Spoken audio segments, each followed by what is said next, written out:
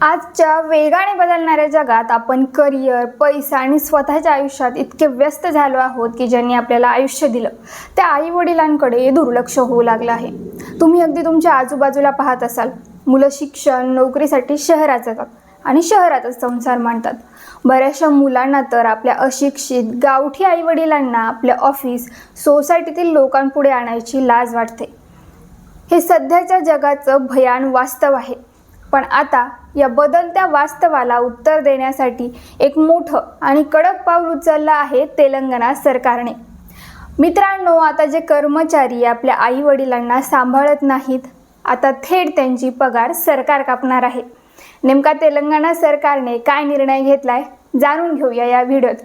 नमस्कार, मी श्वेता, फिलिंग्स मनातल्या चॅनलवर आपले दिलसे स्वागत। मंडळी, तेलंगणा विधानसभेने एक महत्त्वपूर्ण कायदा मंजूर केलाय। तेलंगणा कर्मचारी दायित्व आणि पालकत्व देखरेख विधेयक 2026। या कायद्याचा उद्देश स्पष्ट आहे, वृद्ध आईवडिलांचे हक्क, सन्मान आणि सुरक्षितता सुनिश्चित करणे।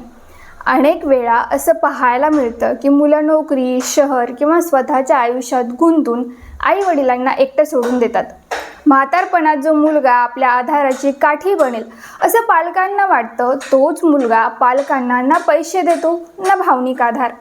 आणि हीच सामाजिक समस्या लक्षात घेऊन सरकारने कडक निर्णय घेतलाय।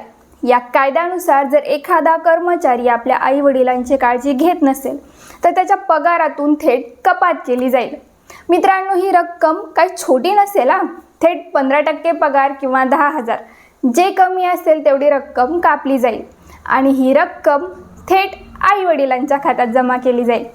महत्त्वाचं म्हणजे हा नियम फक्त सरकारी कर्मचाऱ्यांसाठी नाही, खाजगी कर्मचारी, आमदार, खासदार, स्थानिक लोकप्रतिनिधी सर्वांनाच हा कायदा लागू असेल।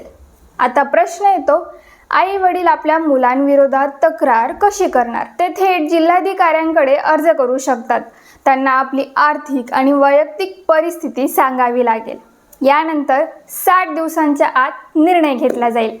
सुनावणीनंतर आदेश दिला जाईल आणि मग सुरू होईल पगारातून कपात। हा कायदा केवळ शिक्षा देण्यासाठी नाही, तर एक मजबूत संदेश देण्यासाठी आहे। आई-वडिलांची जबाबदारी ही पर्याय नाही, ते आपले कर्तव्य आहे। विशेष म्हणजे असा कायदा फक्त तेलंगणातच नाही, केरळ आणि आसाममध्येही लागू आहे।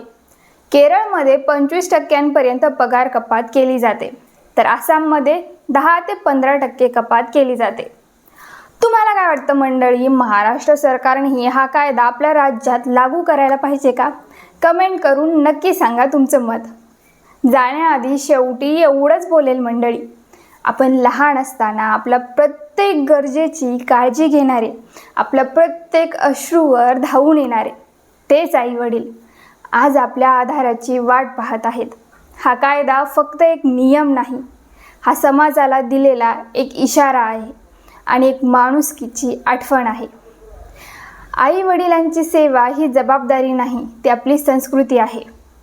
व्हिडिओ आवडला असेल तर लाईक करा, शेअर करा आणि फिलिंग्स मनातल्या चॅनलला सबस्क्राईब करायला विसरू नका। धन्यवाद।